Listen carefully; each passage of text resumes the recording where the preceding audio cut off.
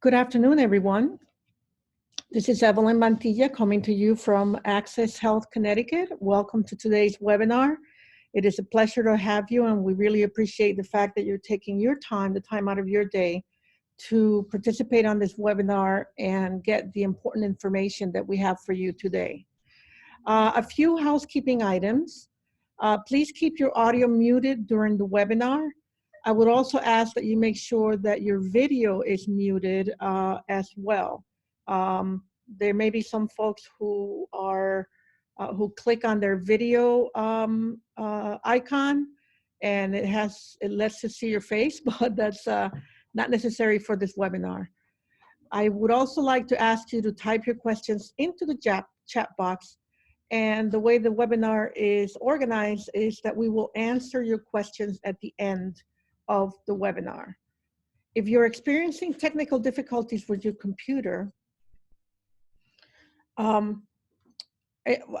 your computer audio, you can call in from your phone at this number, 646-558-8656, and you should be able to see the meeting ID in front of you if you need to join us by phone. Lastly, the webinar recording and presentation will be made available online at the site learn.accesshealthct.com/community. So with that, I'm going to get started. Welcome again to the webinar on special enrollment for 2020. And I'm happy to introduce to you Deb Eastman. Deb is our enrollment manager. Welcome, Deb. Well, thank you, Evelyn. Good afternoon, everybody, and happy Friday. I just want to open up real quick with some of the questions that came in, pre-questions that came in before the webinar were about commissions. And for SEP, we do not pay commissions, and any detailed questions about individuals or commission itself, if you would direct those to the carrier, that would be great. We can get started. We're going to talk today quickly, or I'm going to talk quickly about the privacy and breach.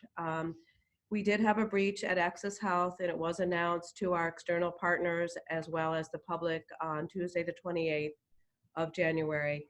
We did send out orange envelopes to approximately 1,100 consumers who we believe were affected by this. And what we ask the brokers and CACs to do is to have the consumer follow the instructions in the orange envelope. It is time sensitive. Most of them are dated. The time runs out on May 31st of this year. Just to follow the instructions, and then if there's any questions, you can start by calling the call center, which I gave you the number, the 855-805-4325, or Access House. So we have dedicated team of 2 that are actually on my team that are taking any questions if a consumer got an envelope, is missing a copy, or has further questions, or is questioning whether or not they were actually affected by this breach or not. And then also the Experian number is there, and that's indicated also in their orange envelope. Okay, thank you. And I'm going to turn it over to Katie Hearn. Great. Katie is our training manager. Thank you. Katie, you're going to speak about qualifying life events. Yeah, so for those of you who assist clients or consumers during special enrollment, since we're in the middle of February, we wanted to do a quick review on what qualifying life events are acceptable for special enrollment. So the first bullet there says marriage, divorce, or legal separation. So when there's a change with dependent status in the household, which is often involving marriage, divorce, or legal separation, that is considered a qualifying life event. Which would enable someone to enroll outside of open enrollment in a qualified health plan. Pregnancy is now a qualifying life event since the beginning of 2019. That would also enable someone to enroll in a qualified health plan outside of open enrollment. Birth of a child, adoption, or becoming a foster parent.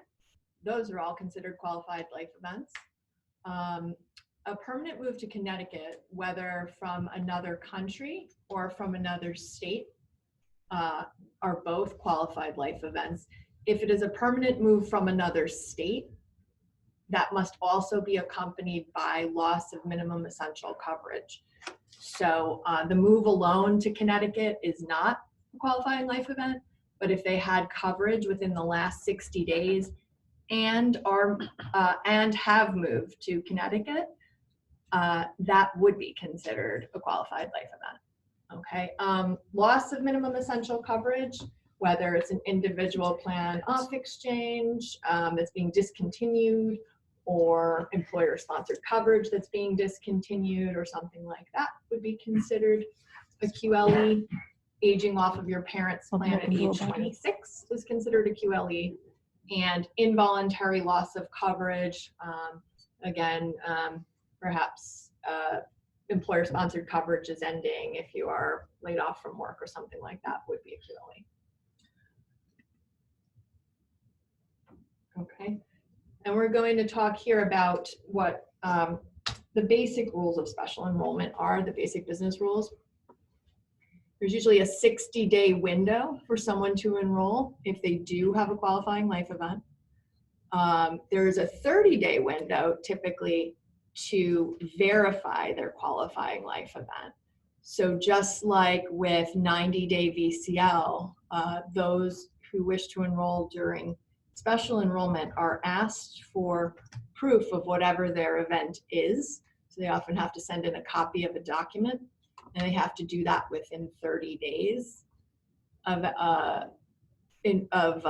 attempting to enroll in a QLE. The enrollment itself is pending until verification is submitted and approved.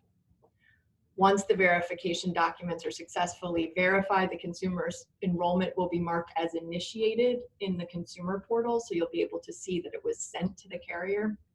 If the individual fails to verify their qualifying life event within 30 days, their enrollment will not be completed and that transaction will not be sent to the carrier.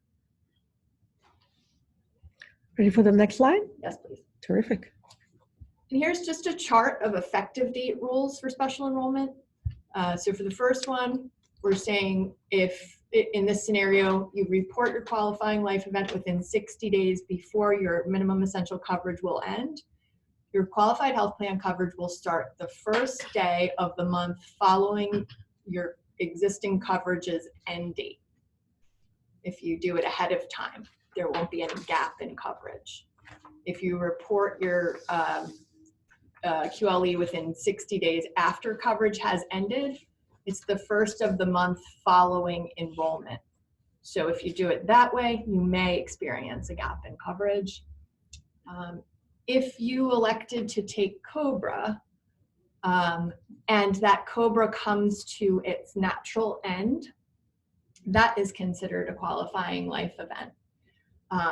Or if you elected to take COBRA and your employer subsidized COBRA for a period of time and ends the subsidy, we consider that a qualifying life event.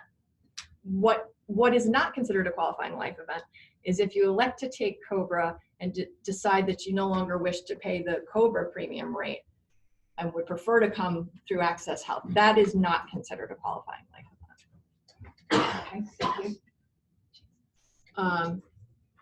If you are getting married to someone who is already enrolled in a qualified health plan, the effective date rule would be the first of the month following enrollment. So you have up to 60 days after getting married to attempt to enroll. Again, birth, adoption, placement for adoption, or foster care, or a court order are all potential qualifying life events, and you would be reporting those up to 60 days after those events. The adoption or birth qualifying life event is retroactive. So the coverage would begin for the newborn back to the date of birth or back to the date of adoption or placement for foster care, etc. For pregnancy, coverage will go back to the first of the month in which pregnancy is certified. So as I mentioned, for all SEP scenarios, clients will be asked to provide proof of their qualifying life event. So if someone states on their application that they're pregnant they are going to have to submit a copy of a letter from a provider certifying their pregnancy. And they have up to 30 days after they attest to pregnancy certification to enroll in a qualified health plan. That certification has to come from an approved provider, like a physician or an APRN or a physician's assistant or somebody like that. If you gain lawful presence, that too is a qualifying life event, and that follows the 15-day rule. We know the 15-day rule from open enrollment. So you have up to 60 days after gaining lawful presence to enroll outside of open enrollment. And if you are American Indian or you're an Alaska Native, your SEP rules follow the 15-day rule. But this is a little bit unique because American Indians and Alaska Natives can change plans up to one time per month at any time. Yeah, it has its own special enrollment rules. Okay. Excellent. Who will be presenting next? One more. Oh, one more. I Sorry. apologize. Wait, back one, sorry. Okay. Of course, a change in income or a change in household size can result in a qualifying life event.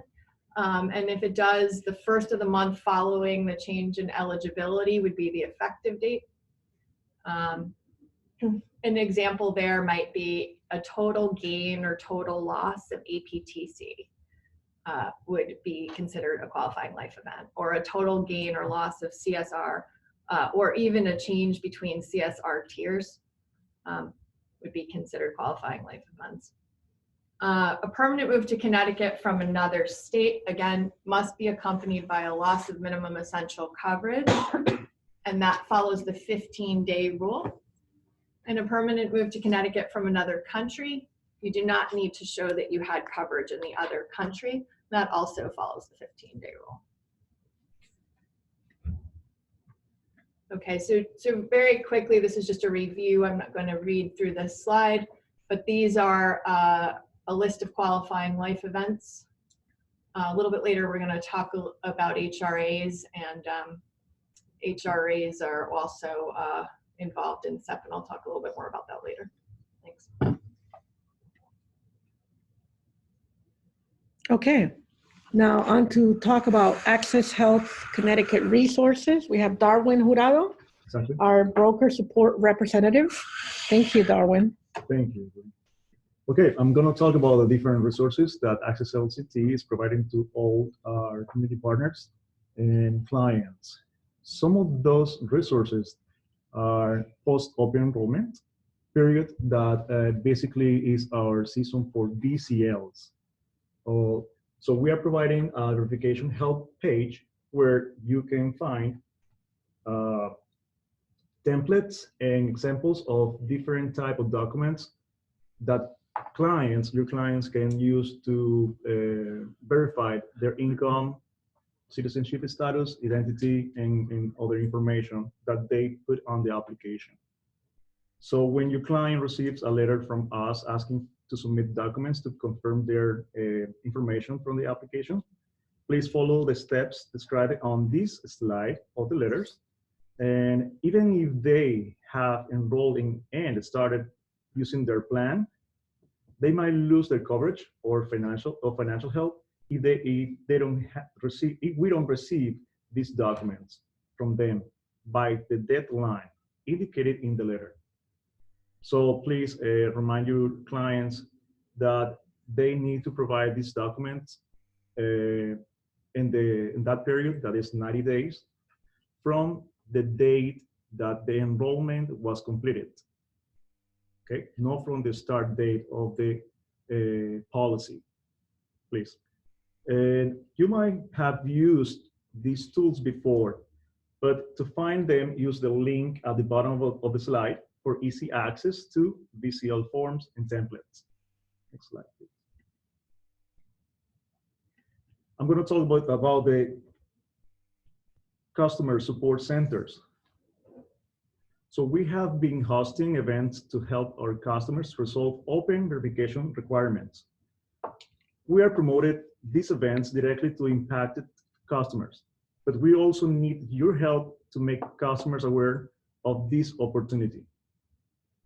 We will have scanners at these locations and can assist with uploading the documents. Our next and last event is tomorrow, Saturday, February 15th, at the main library in downtown New Haven. The event is open to the public from 10:30 a.m. to 1:30 p.m. I'm going to talk about the 1095A form that if you or anyone in your household enrolling at QHP through AHCT in 2019, your clients should have received a form in the mail by the first week of February 2020, called Form 1095A, with information about their insurance and different rates. So you will receive the 1095A form even if you didn't receive any financial help for APTCs. If you're enrolled in a catastrophic health plan in 2019, you will not receive Form 1095A. This form is only sent to individuals who bought qualified health plans through AHCT at the bronze, silver, or gold levels. Please remember, the primary tax filer is the only individual who can call to speak with a call center agent unless the primary tax filer gives one-time verbal permission to speak with their broker over the phone.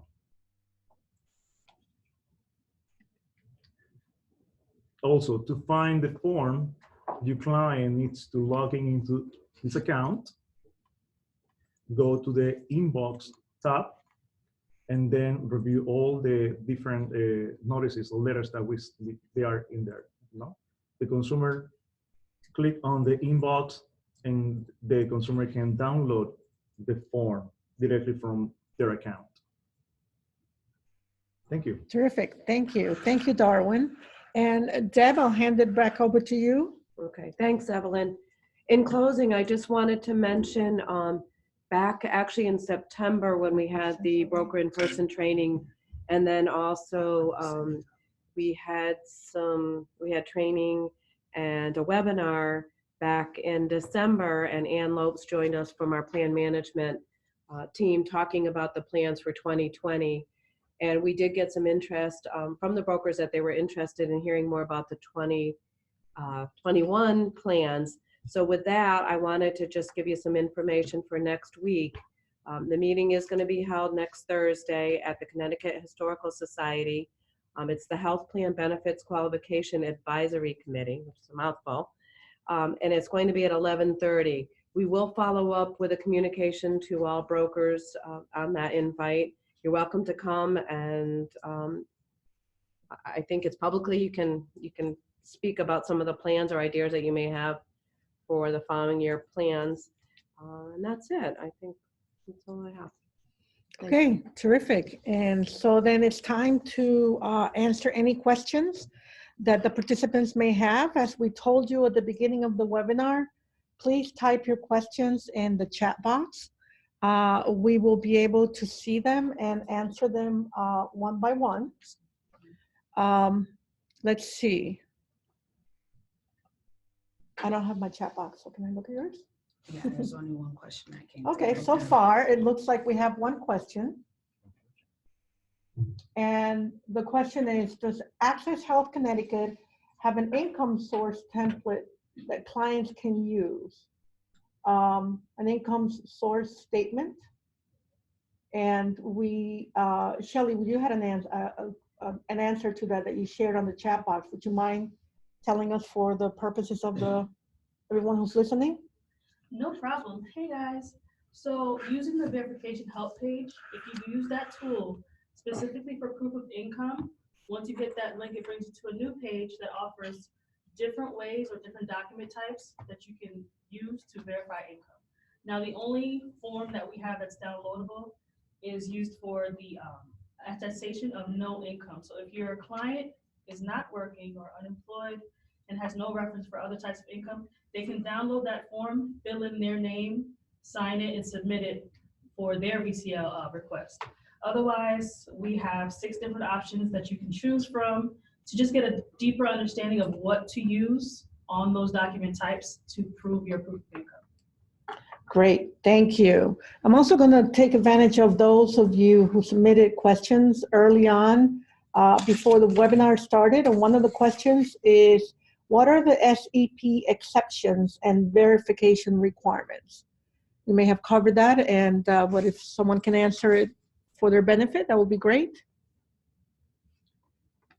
I'm looking Deb? over it. I'm not sure what it's meant by exceptions. Exception, yeah. And there's, yeah, Ah. we have those events that Katie spelled out earlier in the presentation of what's a acceptable SEP event and verification requirements. So, and I think Katie covered that as well. It's within 30 days, we're looking for documentation to support that special event.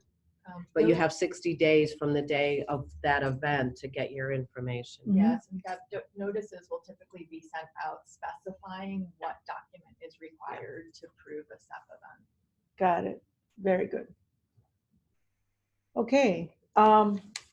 We have a question that just came through from one of our participants. It says, why are brokers not paid a commission for SEP enrollments? That would have to be taken up with the carrier. Yeah, Yeah, that's not a decision of Access Health. gotcha. Yeah. Very good. All right. What can a client do if they miss the open enrollment time and do not have any qualifying life events to qualify for Access Health insurance? They need to wait until next open enrollment period to apply for health coverage. Yeah, so unfortunately, Unfortunately, yeah, if they don't experience any qualified life event, Mhm. qualifying life events, then we, Right, unfortunately, correct. we cannot open a special enrollment period for them. Right, exactly. So only under that criteria, Exactly. people are able to qualify for a special enrollment. Got it, very good. All right. Yes, Shelley. Darwin is exactly right in what he said, but I do understand that everyone has different circumstances. So to look at your case specifically, send it into either the CAC or broker support inboxes for us to just take a second look or a thorough look to make sure that the client is excluded out of enrollment at this time. But we do understand there are different circumstances, so we want to just look at it case by case. Great, excellent. All right, I have the next question shared to us in the chat box is, can the self-employees fill out the W-38 form from the state for proof of income? Are we familiar with that? Please send that question to the broker support or CAC email, so and then we can get back to Yeah, that person. very good. So we don't have an answer right now. However, we would love to make sure that we are able to give you the correct information. So if you can send the question to us by email and tell me what the broker support email is again. AHCT broker support at ct.gov, and for CACs is ird.outreach at ct.gov. Terrific. All right, thank you. Let's see, I'm looking to see if we have any other questions.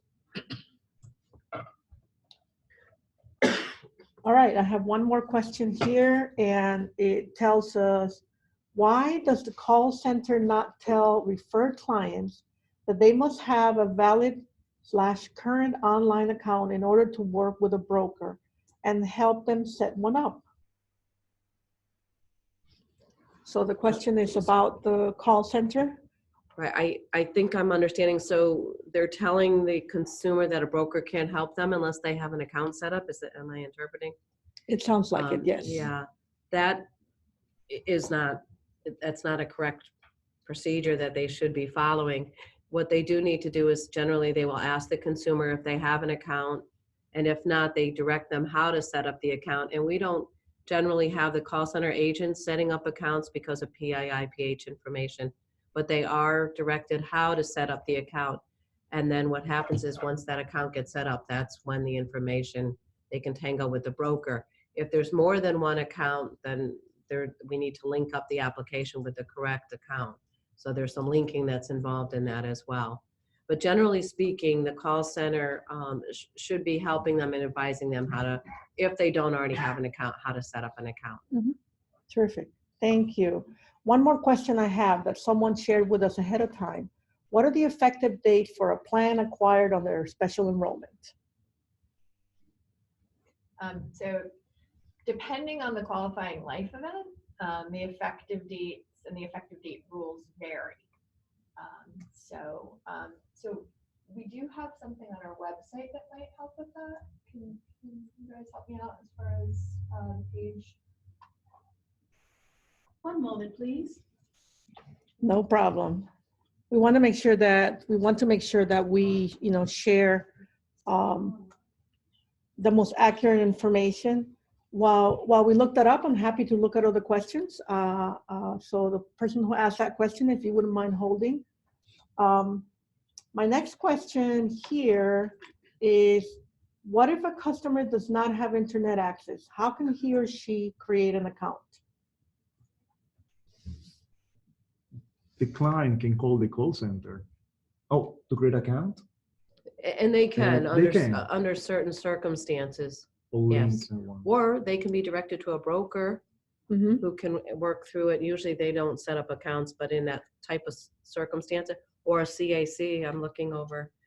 Yes, so there's different external partners that can help them set up an account. Got it. So if they may not have internet access at home, if they can avail themselves to the personal help, Right. in-person help Right. that Access Health offers. Evelyn, what we did is we had, and I'm looking at around the table, we had 41 fairs trying to assist people all over the state of Connecticut to help them get enrolled, and that may have meant that we had to set up accounts as well. And then we have navigator sites, 3 navigator sites, as well as we were in library, East Hartford Library, and also in the Stanford Library. So that was all in-person help to help consumers that needed to get enrolled, and then also set up accounts if need be. And you could also still go to the navigator sites, which is Yes. Waterbury, NOI, West Hartford, Bloomfield,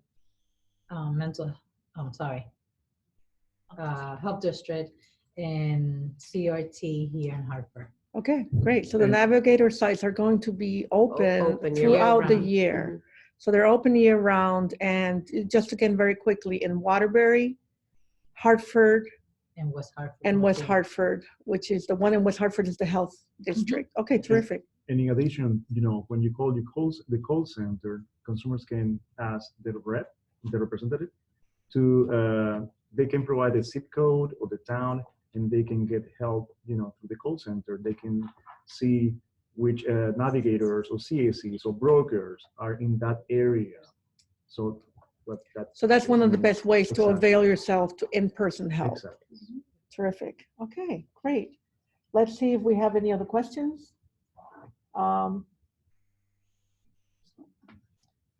Just one moment. Yeah, is there a follow-up on special enrollment? Yes, there is.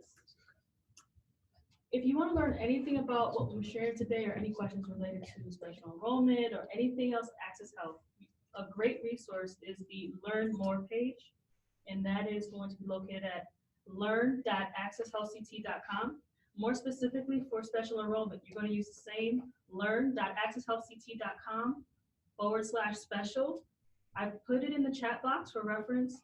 This will bring you to a very detailed explanation of all the special enrollment rules, scenarios that Katie went through. The chart just makes it simple, but if you have more detailed questions, that's a great place to start. Great. Okay, so let me make sure that we've addressed the question which our participant has now asked us. They asked ahead of time and as well as now. So just for clarity purpose, the question was it's about the SEP that is available for the new individual coverage health reimbursement arrangements. Yes, so They keep saying she's far away. there isn't a specific question in the application right now that treats the loss of HRA as a qualifying life event.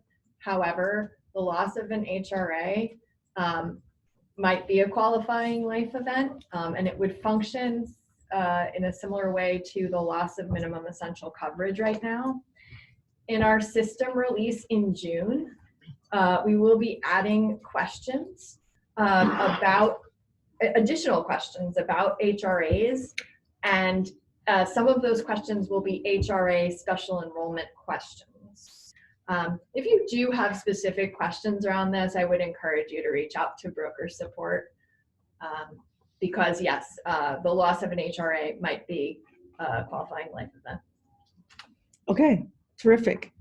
The next question I have in our chat box says, if someone enters an SEP because they gain employment that makes them lose Husky, can they sign up but cancel when the employer health insurance kicks in after 90 days? Evelyn, would you mind repeating that? No problem. Yeah. I understand. It's a bit of a long question. We want to make sure we get it right. So if someone enters an SEP because they gain employment that makes them lose Husky, can they sign up but cancel when the employer health insurance kicks in after 90 days? Yep. So for Husky, they can keep the Husky plan if they still qualify for the Husky, Medicaid. Mhm. But for a QHP with APTCs, they should call to cancel the coverage? So this sounds like a little bit a layered question. The client was on Husky and they're transitioning off because they're QHP eligible. Now, due to the loss of Husky, they can enroll into that QHP. The second layer to this question is when they become eligible for employer-sponsored coverage, can they then cancel their QHP? Yes. Yes. Yeah. So you have a few events happening in between. Again, if you have issues walking through this with very specific changes for a client, the best case or the best action to take is to send it into the support team so that we can walk it through. But in that particular scenario, yes to the Husky transition and yes to the ESI transition. Okay, terrific. Thank you. Thank you. Appreciate that answer. All right, we're going to go to one more question that we have on the chat box. Is it possible to get an extension on the proof of income date deadline if the only income document is the 2019 tax return that is not complete? So for now, 2018 tax return copies could be accepted for proof of income. Tax 2018. Oh, the 2018 tax copies. Tax return copies could be accepted right now as proof of income. Mm-hmm. Gotcha. Terrific. Thank you. Thank you. All right. Let's see. I'm looking for other questions that people have asked.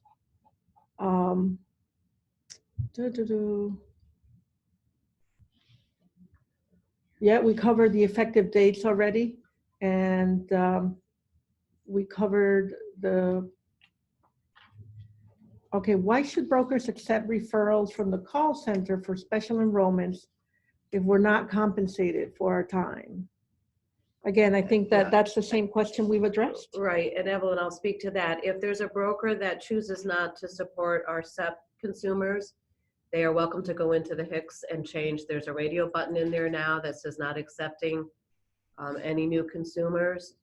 They can check that as no, and it doesn't affect their commission going forward. It just lets consumers know in the call center know that they're not taking on any new consumers for the SEP. Okay, understood. Very good. I don't think we have any more new questions on our chat box. If you give me a moment, I'll make sure that we've answered all of them. Yeah, it looks like we've covered, unless anyone types in another question. Let's see. Yep. All right. I think we're done with the questions for now.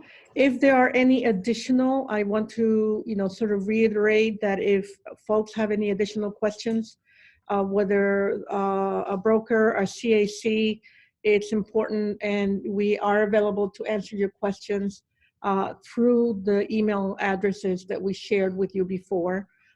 If you don't mind, let me say them again. If I'm sorry, if someone can say them again for a broker question. Yeah, please send it to AHCT broker support at ct.gov, and for CACs and community partners, ird.outreach@ct.gov. Okay. Yes, Shelley, we have another contribution. I just want to say that, Curtis, we see your comment, and it's very specific, so we're going to take that offline and address you directly. We don't want you to feel like you went unheard. Oh, absolutely. Okay, great. Thank you. Thank you, Shelley, for that offer. Terrific. All right, and we are also, so that you know, on the chat box, we've repeated the email addresses that are available to you. So, do make sure that you use those to communicate more specific questions to us. So with that, I don't have any other questions to address. If we're all set for today's webinar, again, let me say thank you to our presenters today, as well as to our participants. We really do appreciate your time in making sure that we're able to disseminate information in an accurate way that can help us all do the job that we're here to do, which is to get people enrolled. So again, thank you so much for your time. We really appreciate it. And from Access Health Connecticut, we'll say goodbye, and I will close today's webinar. Thanks again.